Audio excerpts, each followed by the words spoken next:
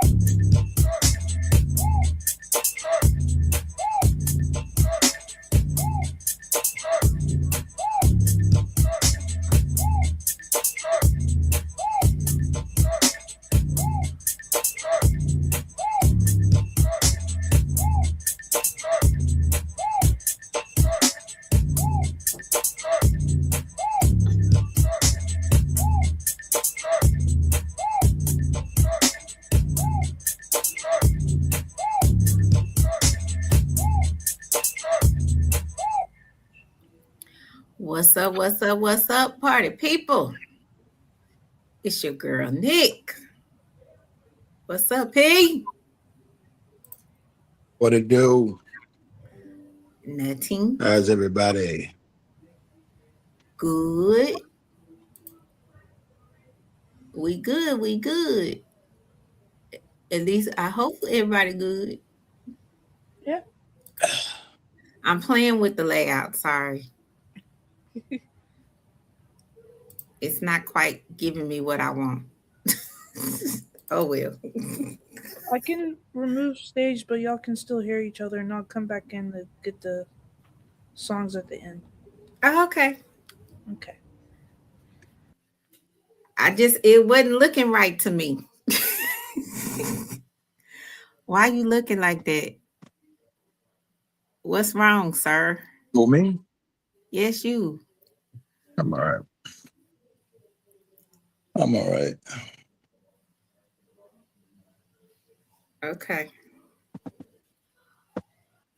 All right. Well, you're not your jovial self right now. So hey, um, it's been a crazy week. Um, but it's like I don't know about y'all, but I want this month over with so I can get to September. Because it gotta be better than August. Um, we've been just kind of doing hot topics this for last month and this month, and um, I want to remind people that it is National Make Your Will Month. So I did not do wills this month because I was planning to do wills and probate and all of that next month because next month is plan your estate month. And to me, a will is part of your estate. So if you have not done your will, please do yourselves a favor and do your will. Pat is in deep thought today, y'all. Um, what's on your mind, Pat, before we jump into this discussion tonight? It's life. It's, Understood. it's, it's, it's too much. It's too much to name, and it's too little time to break it all down. I understand. But kind of coincides with our topic tonight, huh? Excuse me, I'm in the lab. You was like, what the heck does that mean? What did you think it meant when I sent it to you? Well, in the lab it could be layered. Most of the time, especially for a musician, when we think of lab, We think of creativity, we think of, it's a lot that you think of lab, and then you can think of, as far as it relates to, just life, process, what you're building, what you're creating, the process, what that actually looks like. And then of course, in order to create anything, got to have the proper tools, proper ingredients, proper resources. We from the old school, where these new folks today, they cook with measuring cups and measuring spoons, but I grew up in the day where they had a handful of this and a pinch of that, and they knew they knew what what a consistency looked like. And I knew if I had too much of something to add this, or if I didn't have enough of this to put it, if it looked a certain way. So just the understanding of the different time that we're living in, and then what people use to process the things that they did based on times that we actually lived in. So there was a lot there when I actually saw the actual, I'm like, that could be multi-layered. So it's a lot that came into the thought. It is multi-layered. That is my go-to when I need to refocus, reinvent, recalibrate, reset. A friend of mine, a really good friend of mine, said that to me one day. We were having a conversation, and he just wasn't feeling himself, and we have the type of relationship where we could check each other. And so I was like, you don't sound like yourself. You're not doing what you normally do. I need to understand what's going on. And he said, I just been in the lab. And I said, okay. And like you, I started unpacking real quick. And I said, okay, that could mean a lot of things. And so my clarifying question to him was, in what respect are we in the lab? Because a lot happens in the lab, or can happen in the lab. And so we unpacked the goings on that led up to him being in the lab. And so my takeaway was, that's, to me, a better way of putting things, when you just need to step back, take it in, recalibrate, plan your next moves. Because other than, I want to say a handful of people, probably was about 3 or 4 of us, he had not talked to anybody for probably a month and a half. And because he just needed to get himself back in the game in a good headspace, pursuing what his dreams were. And so that's the time he spent in the lab. So tonight, I just wanted to talk about what that looks like when you take a step back and you're in the lab.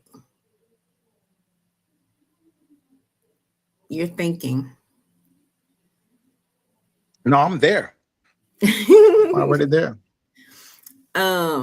So we used to just say, I'm reinventing myself. And people used to say, when you're reinventing yourself, you were not your authentic self to begin with. But I will beg to differ. I think as we go through life, as we experience different things, as we come upon different challenges and we learn different lessons along the way, I think we are in a constant state of reinventing ourselves. I'm challenged always when when I hear the statement of reinventing. Because here's what I'm not going to get. I'm not going to get more arms, more legs. I'm not going to get more cells. Pretty much what I'm born with is what I'm going to die with. And so to use the term to recalibrate versus reinvent, I would like to lean more toward recalibration. Okay. And because with recalibration, I believe that one of the things that I have to do is to discover. And this is a part of prioritizing, learning, understanding that, I need to stop long enough to determine what still deserves my energy, what needs to change, what direction that I want to move in. And so you really, to be honest, don't have to fix your whole life at once. And I think that the challenge that a lot of people face when they talk about reinventing themselves is they try to literally take their whole life and put it on the potter's wheel and crush it, and then try to sculpt something new to become out this different person. I had the opportunity I had to rally a village around someone today because his heart was broken. And one of the things that he discovered that he was like, he really wanted to go and to do something to the person that hurt him. And he was really like fixed, like he was calm. And I knew in that moment that he had already made a decision. I'm like, and if we don't pull people together, this is not going to come out well. So one of the things that I gave him was some information that caused him to recalibrate versus reinvent. Love is love. Hurt is hurt. Betrayal is betrayal. So I told him, I want you to just take this and take it away. I said, when a man finds out that, and we can argue this, when a man finds out that a woman cheated on him, first question he asked her is, did you sleep with him? When a woman finds out that her man cheated on her, first question she asks is do you love him? That tells you everything. For a man, it's about territory. For a woman, it's about connection. And so for the man, somebody touched what was mine. For the woman, you gave somebody something that was ours. So one feels betrayed in the body, while the other feels betrayed in the heart. Different wounds, but the same pain. And so as I begin to start thinking about how we recalibrate, one of the things that I told him is, you don't have to reinvent love because love is an established entity all in itself. If I'm having to figure out another way to get more money, I can't go, and you and I both know that I can't take, even as good as my LaserJet printer is, I can't print money. You can do it. You will be in jail by the morning, but you can do it. You can do it. It just ain't gonna work. So when I think of recalibration, I am more so asking the question, what's draining me? What am I tolerating that I shouldn't? What am I giving too much attention? Go ahead, come on. I'm going to suggest that recalibration is a part of reinvention. Because exactly. when you're reinventing, you're taking the pieces of you or your life that no longer align and reinventing those pieces to fit what your new vision is. And so Exactly. you have Exactly. smaller pieces that you're addressing, not that you're reinventing your whole self, but you are And that's the reinventing. challenge. A lot of people take it as I need to reinvent my whole life. So they want to take their whole life and scrap it. Like, no, you can't No, take your whole life and just scrap it. it's not a whole scrapping. It's as I have grown older, I'll use myself as an example. As I have grown older, a lot of things that used to bother me don't bother me anymore. So the reinvention of myself has become I am a person who I don't sweat the small stuff. That's the reinvention. The recalibration is how I wire myself not to let the stuff, not to sweat the small stuff. So whereas those things used to just irk me to high heaven, I have figured out a way to let that go because I have also learned, which is part of the recalibration, there are certain things you just can't control. And if I can't control it, why am I pouring all of my energy into not accepting that I can't control it? So that's the recalibration. So the reinvention is I no longer sweat the small stuff. And the recalibration is me looking at how I respond and how I react and the filter that goes into that. Just something to think about. Yeah, because you can't control another person's choices, attitude, communication, commitment, or responses. And the reason why I'm taking it from this point is because I've even had this conversation even with my own child, and you get to the point that when people start trying to, like, do you know how much work that is trying to rebuild every aspect of framework that your life is built on? Even, let's just go spiritual for a moment. Even the conversation that Jesus had with Nicodemus, and he just simply made a statement: you got to be born again. How can a man be born again? Does he enter into his mother's womb a second time? And so that's the mindset that a lot of people have, that I have to literally go back to the day that I was born and be reborn again and learn my foundation all over. No. You will never, if you've learned, you will never unlearn what you already know. You will never, those things, but to understand what you do have the power to control: my boundaries, my schedule, my spending, my work ethic.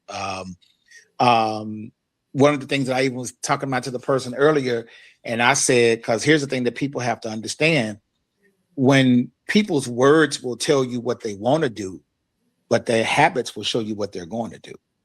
And I listen to people's habits before I listen to their words.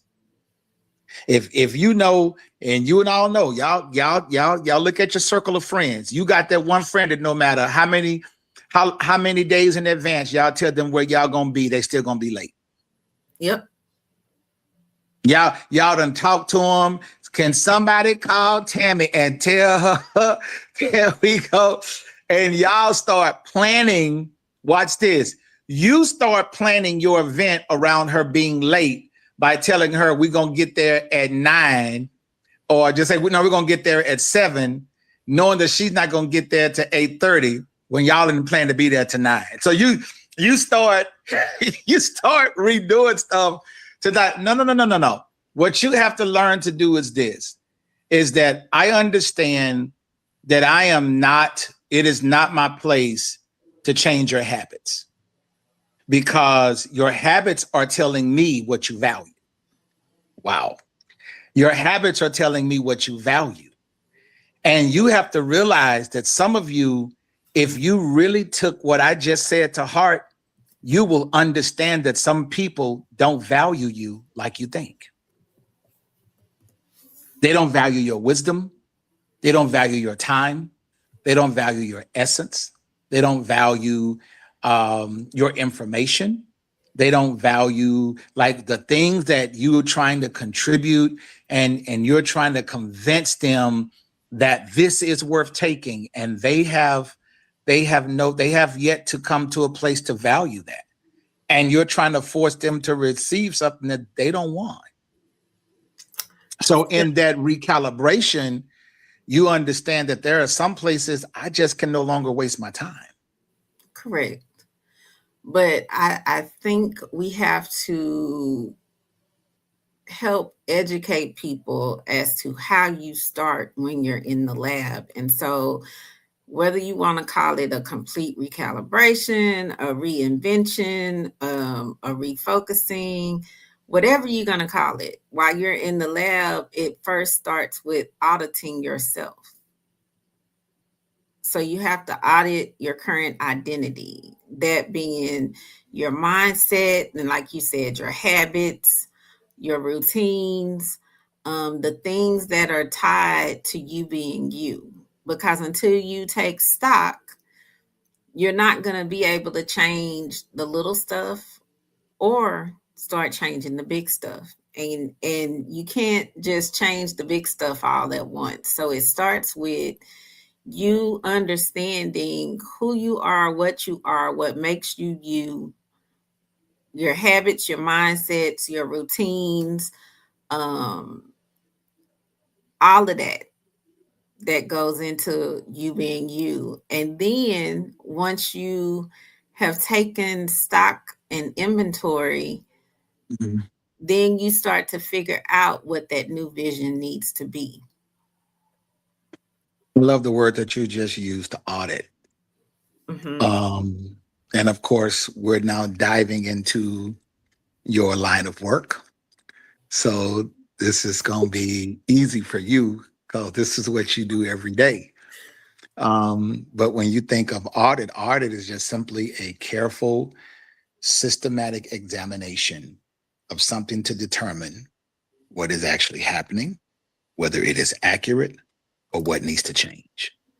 Now, many of us, somewhere around March or April of every year, you do a financial audit.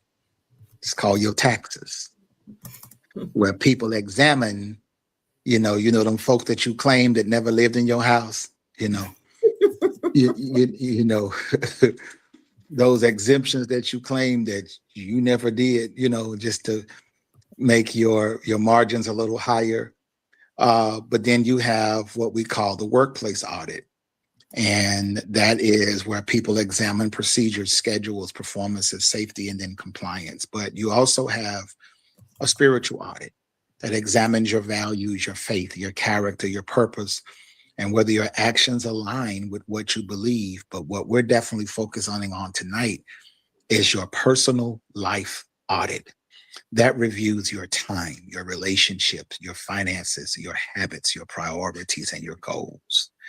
And when you really begin to understand a life audit, if you're asking because you're thinking about focusing or recalibrating your life, a life audit is simply asking, where am I right now? What's working? What's not working? And what do I need to do to make those adjustments? And that is simple. It might sound tedious, but when you really ask the question, where am I right now? Honestly, mentally, emotionally, physically, financially, spiritually, where am I? What's really happening in my life? Then watch this. How did I get here? I don't want to spend my days trying to run down the list of people that I feel that is responsible for all the things that I'm undertaking or that I might be going through. Because one component that you'll discover in every place that you are placing a name, the one person who will be connected to each of those is you. And at some point in time, you have to take accountability and ownership, whether it was even through ignorance. I had somebody to tell me today that if, I would have listened to you as a friend. I'm like, no, you wouldn't have. I said, because at the place that I came into your life, you wasn't ready to receive truth. And no matter how it have came packaged, you would have rejected it because you had your own belief system in place. And the only reason that you think differently now is because pain is a good teacher. Mm-hmm. And had you not experienced the losses that you did in the ways that you experienced them, you probably would still be walking around thinking today that the people that you call friends actually liked you, actually cared about you, and didn't. And so that's why I love the way you phrase that about auditing your life. That is so powerful. To take careful examination of where I am right now and what's working, what's not working, what needs to change, and what I need to adjust.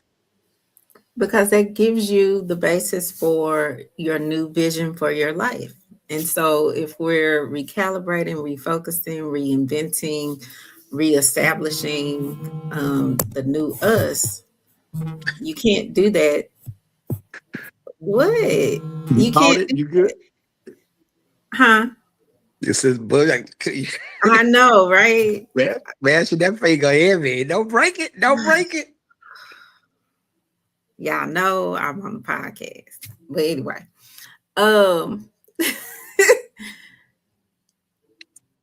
if you don't take the audit, you can't refocus.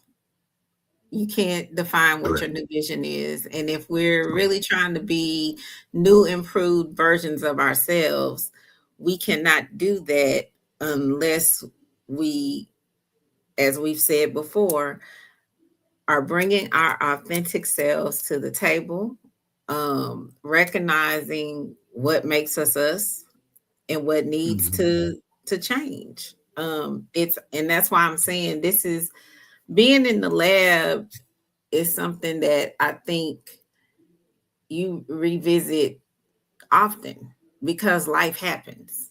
And so you change according to the experiences that you're having.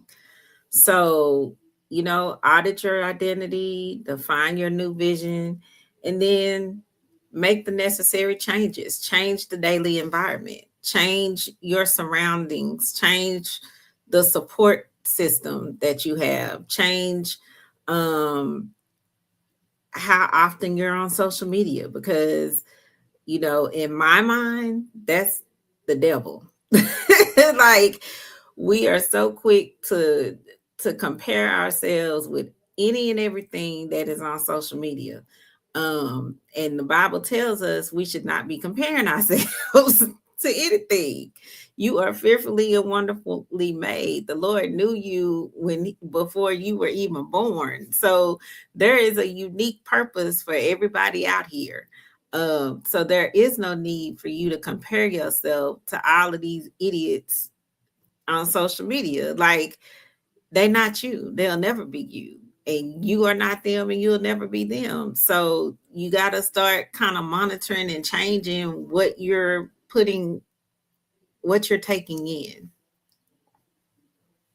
And remember this too, as we are building this out tonight and just putting the structure in place, or infrastructure, I love to say, an important part of an audit isn't condemning yourself. Correct. Please don't do that. Don't do that. It's just about getting an honest picture of reality so that you can make better decisions. Here is the thing. An audit tells you where you are. Recalibration determines where you're going. Discipline is the vehicle that's going to get you there. I'll say it again. An audit just simply tells you where you are. And if you look at this about GPS, global positioning system, if you think about this as life's GPS, your audit tells you exactly where you are. If you ever go on an app to use Lyft, to use Uber, to use Empower, if you use any one of those apps to go anywhere, the first question they're going to ask you is, you want us to use your current location for pickup? It's going to recognize where you are. It knows where you are. It can pinpoint it right to literally, it can pinpoint it. And then once you understand that an audit just simply tells you where you are. Recalibration. Anybody ever been driving and you went down the street that your GPS system didn't recognize that was on the route to where you were going, but the GPS system don't fail. They just simply take the way that you turned and recalibrate your route. And if y'all got one of those that you talk to you like mine used to talk to you, it'll let you know, it'll either tell you, make a U-turn now. It's going to tell, like, it's going to give you, it's telling you that you're not on the route based on where you're trying to go. You're not going the way that you need to go to get there. But if you continue to keep going down that road, eventually what it's going to do is recalibrate your route. And it's going to say, okay, you want to travel north, right? I've been telling you to go east for the last 5 minutes, but you just determined to go north. No problem. Let me tell you how to get to where you're going based on the way you're driving now.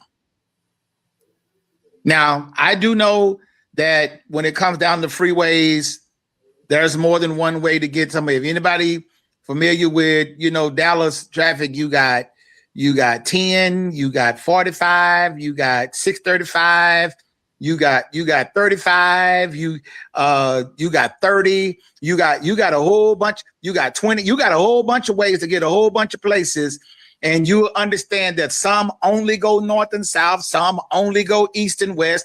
You realize that, if you want to connect here, you got to go there and dip off here. You understand that when it comes down to loop 12, the loop is there for a reason, because it literally loops the entire, if you stay on it, you will have driven all the way around. Just like in the city of Houston, you have loop 16, like that's the loop, or you have Beltway.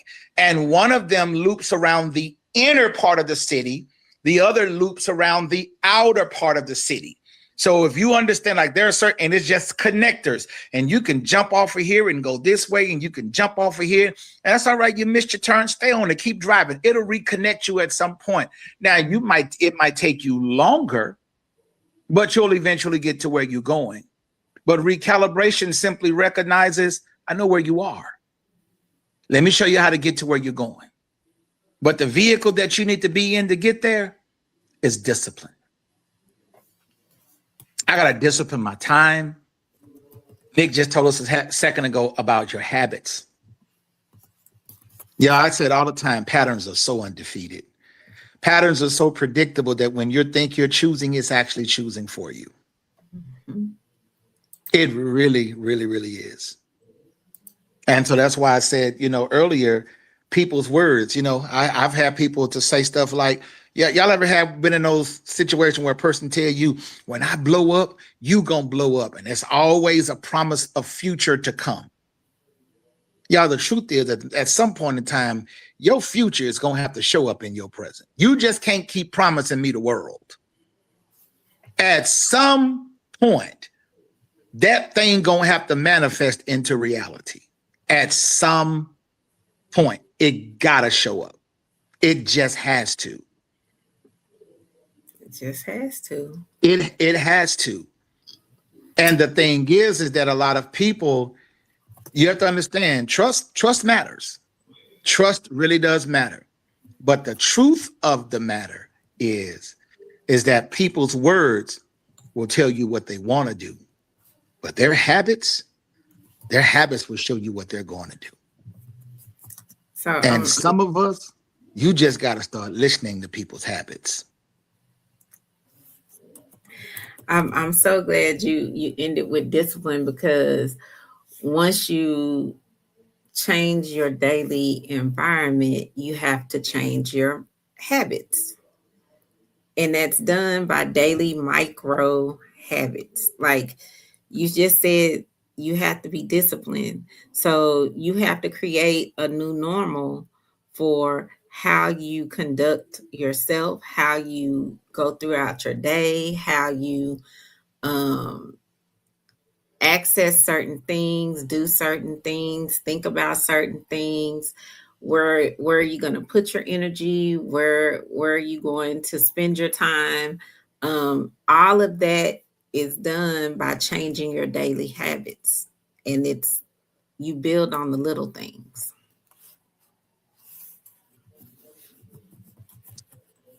And that's that.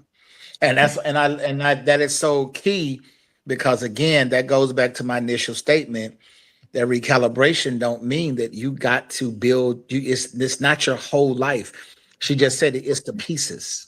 It's the pieces. It's the pieces. It's this works, that don't work. I haven't gone to a buffet in a long time. I don't do them. But Sunday had service out of town, and made a decision to go to a buffet on this past Sunday. And and seeing all of the different stuff that is up there. And I noticed that you come past some people's table and they got ribs on their plate uneaten, chicken on their plate uneaten, certain things here and there, whatever. And you overhear them talking and saying, it just wasn't good. It just wasn't good. Nobody's going to get mad because you left it on your plate. Whoever the little lady's going to come by and say, you done? You finished? You finished? And they're going to pick up your plates and you're going to get back up and you're going to go up there again and you're going to eat. And as they put more things out, you're going to do what, that's just that. The thing that I love about a buffet is also the same thing that I dislike about a buffet. And that is too many options. Somebody said, well, then why would you go? Again, I went there because others was going. But the same thing, I love the fact that it has so many options, but I don't like the fact that it has so many options. Watch this. Why? Because you will generally try something that you wouldn't try in a normal setting, simply because it's present. You just missed a shout. Let me go to church. Let me go to church. You're gonna try something that you didn't even typically have an appetite for that until it was made available to you.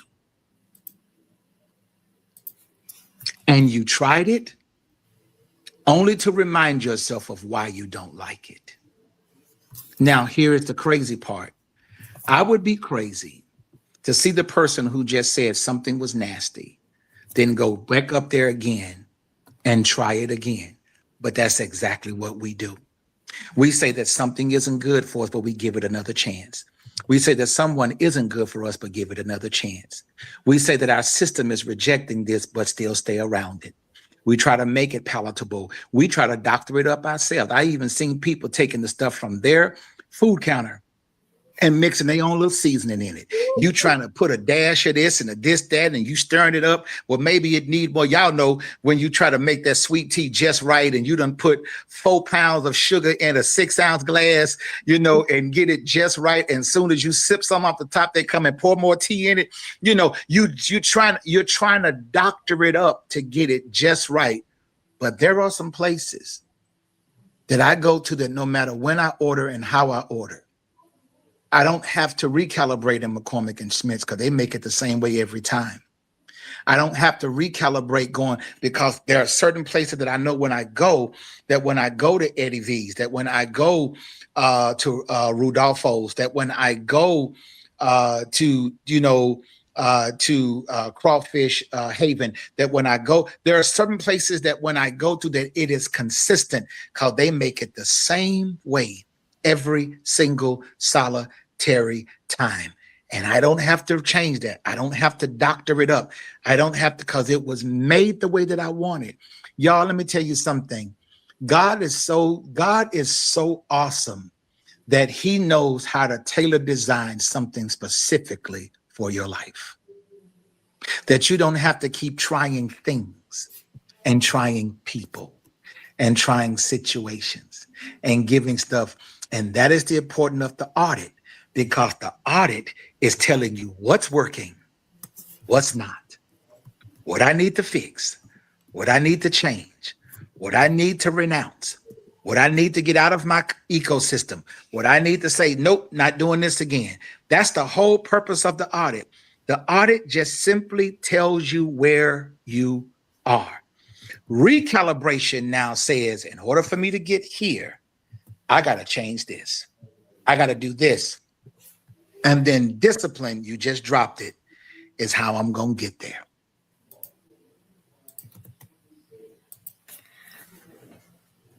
You know, maybe I'm just too simple. And maybe I really have paid attention to all of the experiences and have come to a point where I understand the things that make me crazy, the things that require me to let them go, is because God didn't intend that for me anyway. And so when you do your audit, if you're including your spiritual side, once he downloads that, everything else kind of fall in place. Like I look at my little cousin, and when she decided that she was going to do massage therapy, her world opened up. Everything since she made that decision has fallen in place. She's an entrepreneur. She has traveled the world for training and different modalities to add to her practice. She has expanded her own offerings for her business.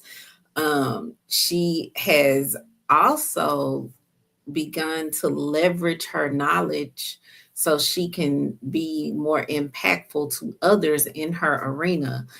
And I look at her in awe, and I'm like, she figured it out so many years ago.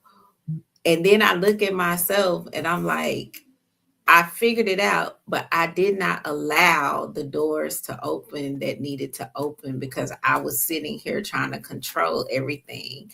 And then when I got to this place where I was really like, let me listen to God, let me really figure this out, I don't stress anymore because the doors are already opening.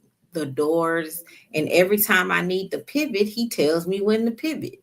So if we would just do our audits and plug into the source, we could save a lot of time and a lot of heartache and a lot of reinvention and a lot of recalibration, because once you plug into the main source, he gonna direct you where you need to go in the first place. That comes with your personal life, your financial life, your spiritual life, your professional life, your romantic life, your health endeavors, your mental health endeavors.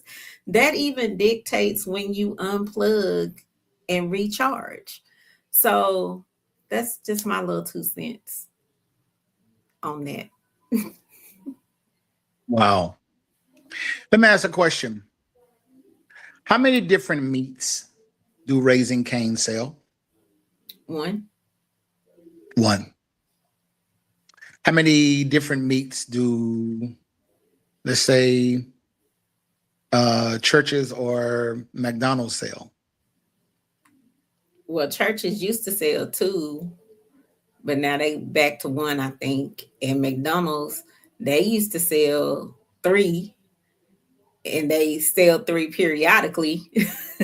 They even got rid of number 2 for a minute, but they brought it back. So you got beef, chicken, and the pork substitute like substance that's known as McRib. Oh, and I forgot number 4. They still serve fish fillet. Okay. Raising Cane's only sells 1 meat. They're going to cook it the same way every day. Yep. You can get it on a sandwich, but it's the same meat.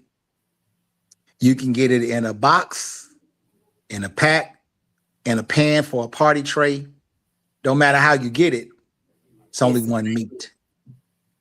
Do you know that Raising Cane's reportedly did $5.1 billion last year selling 1 meat?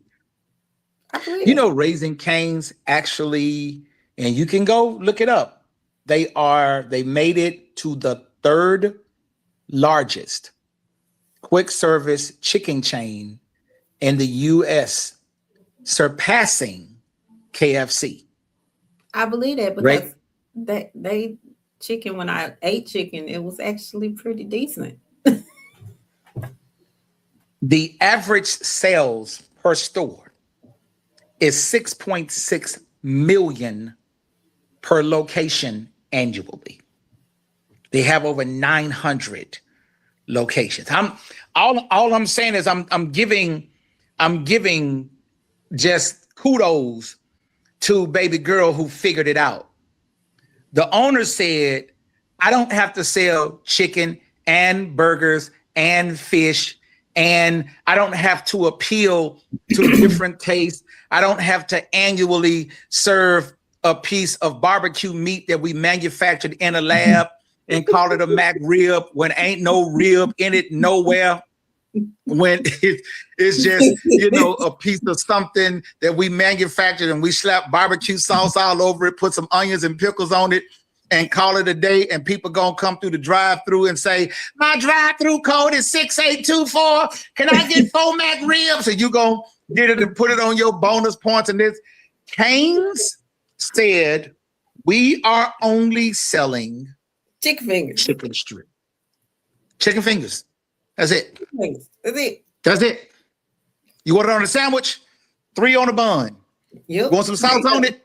We'll sprinkle it both ways and make it a little design. Pass out it's chicken fingers. That's it. That's all. Nothing else. They have not introduced anything else. They have not tried. They found their audience. There is an ice cream place, I dare you to look it up, that sells alcohol-infused ice cream. One of his customers told him, well, why don't you be like Brahms and just sell? And he says, then if I was like Brahms, I would cease to be me. Correct. What if you just... He said, if you want 32 flavors, go to Baskin Robbins. Yep. If you want this, go to Brahms. If you want some Hennessy honey glazed lemon ice cream, then you're going to come to this because I found my target audience. And that man keeps a line outside of his door every day while he's open because he found an audience that loves the taste of ice cream with alcohol infused. When you find out what works for you, baby, Listen. you ain't got to do 100 things well. Just do one thing well. And it will literally cause you to be at the top of the totem pole when you mastered the one. Thank God for the person who got multiple gifts. God bless you. Ain't nobody mad at you. You sing and play and preach and you got character and you can act and you dance and you do and you can do this. Okay, bless your heart and all your parts. God bless you. But when you find out what that one thing is, that before you were formed in the womb of your mother, you was called to be. When you lock in on it, and when you won't settle, when you audit your life, recalibrate your direction, and discipline your movement, success is inevitable. All right, y'all. Just decide to be you. That's it. That's all. That's it. That's it. That's all. That's all we got for y'all today. Just and if this message has been a blessing to you, the ways to give is on the screen. And with that, we gonna be out.